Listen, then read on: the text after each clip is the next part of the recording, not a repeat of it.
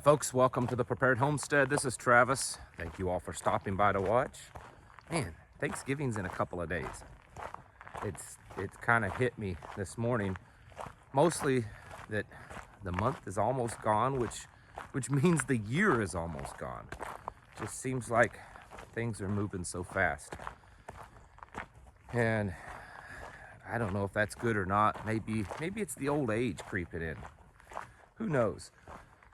My wife and I, or my family and I don't know that we're doing much on Thursday. We talked about it just being a normal day for us and not really doing anything extra, mostly because as a local community, we're doing something with them a few days later.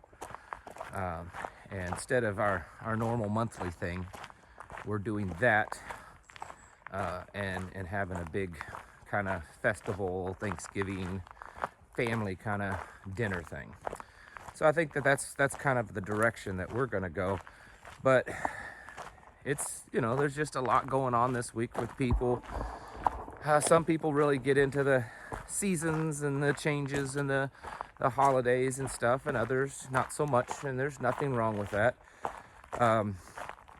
It's a big week for shopping, that's for sure. Every time you get online, there's some kind of great, amazing deal. And the reality is you probably can pick up some really good deals on things this week if you're in the market for that. But be cautious. Be smart. Don't go into ridiculous amount of money for things that you probably don't need. And be careful, because there's probably a lot of scammers out there. But the real thing I wanted to talk about is family. We've talked about all the different wars out there, the real wars that are happening, the possible wars, the proxy wars, the war on our society and culture, the possible nuclear wars and civil wars and wars. Kind of makes you think of that scripture. There'll be wars and rumors of wars. But there's something else that's going on and then also spiritual wars, lots of spiritual warfare. There's something else going on that I don't think gets enough attention, and that's the war on the family. I'm not saying that I'm right, but I'm a firm believer that the very foundation of our society and really the very foundation of being a godly person and whatever slight differentiation you might have of that, because there's different denominations and stuff, and I don't want to single anyone out, but regardless of that, whatever you are as a believer in Jesus and God and Yeshua and Yahweh, whatever it is, I believe that the very foundation of that really is the family. Certainly it's our personal relationship with the Father, but I believe that He created the family to bolster, to lift up and strengthen that relationship. It's really one of the very first things that He created after the creation of the garden and Adam and Eve, was creating a family. And it's really important, and I think that the family is vitally important to us as a society and how we function. If you look at stable families versus, no families, unstable families, they tend to be, more stable, obviously, but they tend to desire, less violence, or have less violence. They have less money problems. They want less government. They want less intrusion in their lives. The children are raised in a more stable environment and tend to end up doing better. Get my tongue functioning and woke up this morning. And because of all this and more, I believe that there has been for a long while a war on the family. And it's not that this is anything new, it's that it's kind of coming to a point. And it's not just the globalists, the far left woke that are attacking the family. There's attacks on the family in ways within our own ranks. And I firmly believe that this is a very key component to the end times, the breakdown of our society, the takeover of this evil, I don't know, lack of better word, satanic kind of mindset that's just permeating our society. I mean, and I don't think this, I think that this has been foretold. I mean, again, go back to the scriptures. It talks about in the last days that there'll be brother against brother, and they'll, you know, parents against the children. It indicates that there's definitely going to be a breakdown of family. This is so vitally important. And if we are to ever truly be self-sufficient and prepared as individuals and families, and if we are to ever really create alternative systems, communities, this counterculture kind of thing, and using that in a positive way, we have to back up our families. We have to support them. We have to encourage families and do everything we can as individuals and as a community to encourage and support that. I mean, it doesn't take a genius to look around and see that the world, the far left, everything is doing everything they can to break them down, to destroy them. You know, all of this woke gender ideology, the CRT, whatever, all of it. You know, there's countless videos out there of public school teachers talking about how they tell their kids not to listen to their parents, that the teacher is their parent, and they should come to their teacher and confide in their teacher and only trust their teacher. It's really happening, folks. I've watched dozens of videos like that, and I'm sure that there's many more, and many more people out there like that. Now, I'm not throwing all teachers under the bus. There's still certainly some good ones, but it's this whole system that's corrupt, and it's becoming probably harder and harder for the good ones to make any change in the world. You know, Hollywood, television, movies, music, it's been doing it for years, of the destruction of the family. This is happening, and it's happening at a very rapid pace. Was talking with a couple of people yesterday, and one of the things that was brought up was how many people within our, you know, kind of like-mindedness, okay, for lack of better words, how many of them are now estranged from their family because of things going on in the world. You know, you can't see your grandchildren because you don't get vaccinated. Probably shouldn't have said that word on here. I'd be better off saying a bunch of curse words. You can't have anything to do with us because you don't believe like us, because you haven't accepted all this woke mentality. You can't have anything to do with your children. Children are estranged from their parents, even at young ages. They don't want to have anything to do with them. They despise them. They hate their lifestyle. They mock them. And this is becoming a bigger and bigger problem. Regardless of where we're headed as a world, whether the Republicans actually do some good and stop this Great Reset, which is very unlikely in my opinion, or this continues to just become this, you know, Brave New World / 1984 satanic utopia, regardless of what happens, if we don't do everything that we can to support families, to encourage that, to build bonds, to build systems within our communities and understandings of that the main focus is to build family and to encourage family, then there's no point in doing what we're doing. You know, we have our local group, our local community, and it's grown substantially. We have monthly meetings. I'm not saying any of this to brag, just to get to a point. And from that big monthly meeting, we break off into smaller groups. We're doing lots of stuff here on a local basis, and we're doing everything we can to build our own alternative medical systems, communication systems, a lot of stuff. It's just every day. Every day, that's what we're doing. And that's good.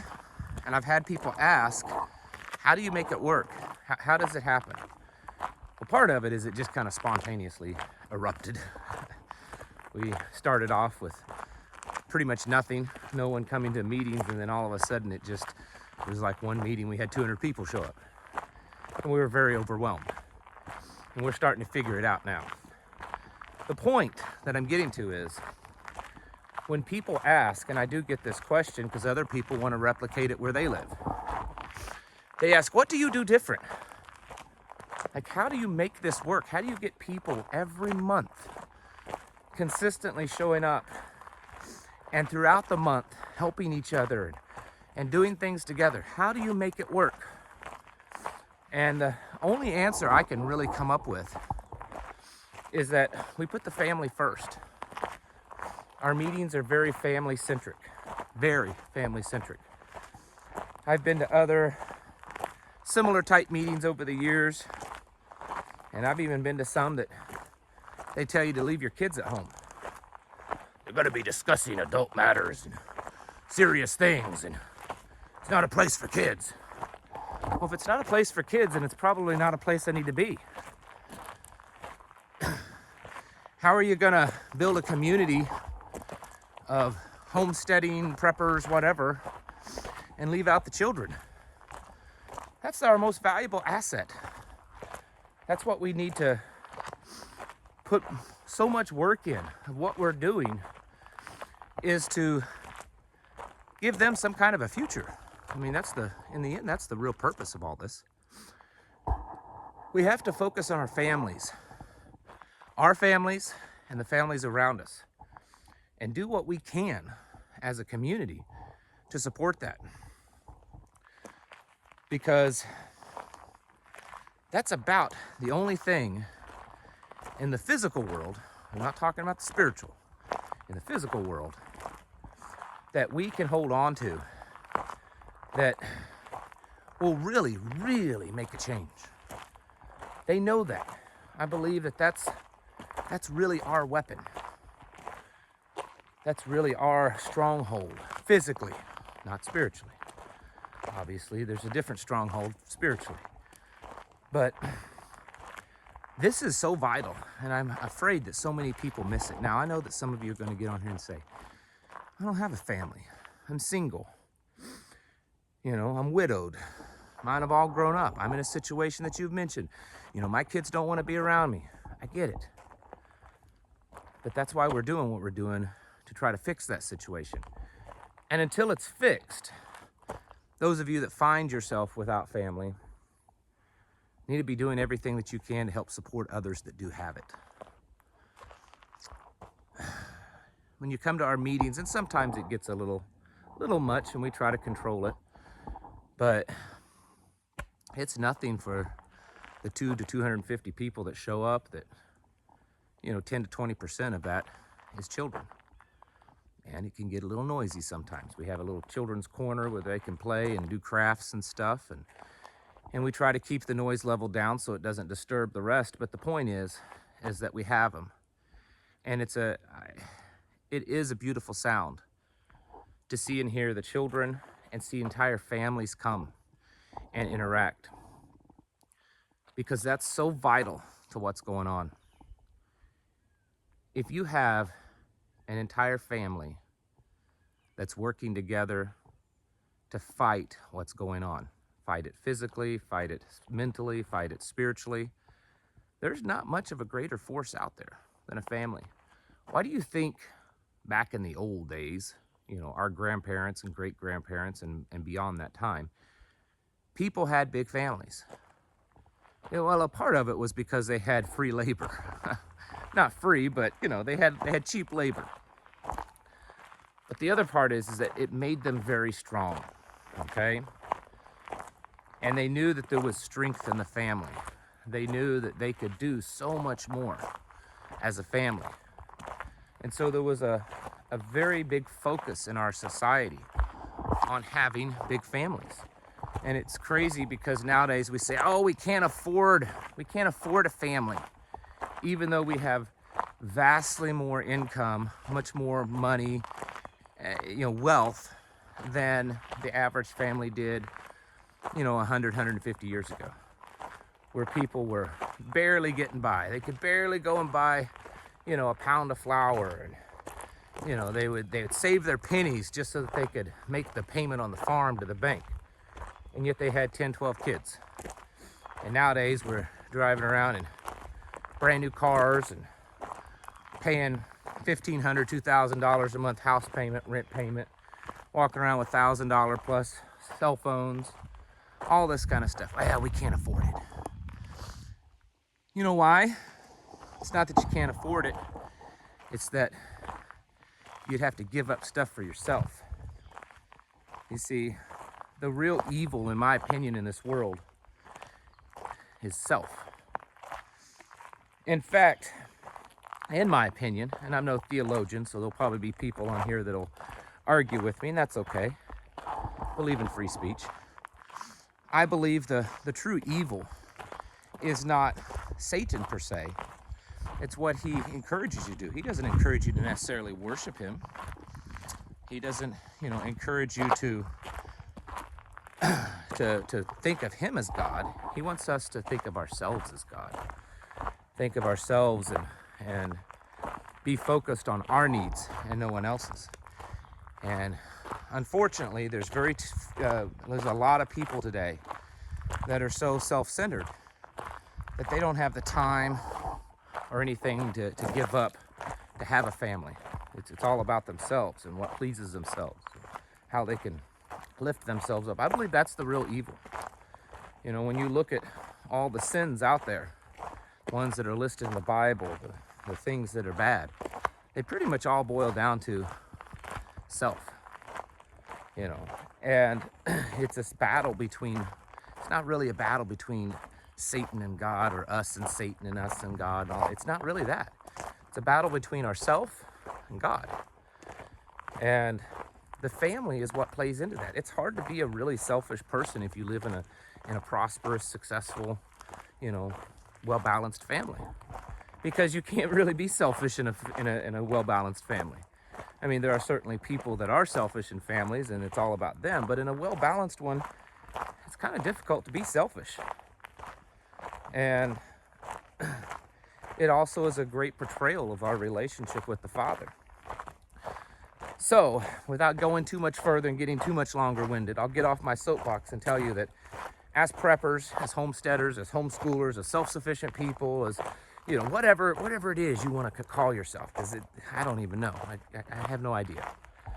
The point is that we have to be supporting the family and the families around us. If you're trying to build community and do meetings and get groups and mags and tribes and crews and all that kind of stuff, it needs to be family-centered. Yeah, sure, you want to get business done that maybe only the adults need to talk about and stuff, but it needs to be family-centered, or it's just going to fail. And even if it does eke out some kind of successfulness, what are you leaving it to? Leaving it to nothing. So encourage, build, strengthen families, support others that have families, because that's the real big battle, I think. One of the big ones that's happening is this war on the family. The far left, they hate families. They want you to put all your faith and trust in them and not in each other. An unstable family is going to depend more on the government, and they want that. So break that cycle and work on strong, prosperous, healthy families, folks. Get your houses in order. Prepare mentally, physically, and spiritually. Thanks for watching. Catch you in the next video.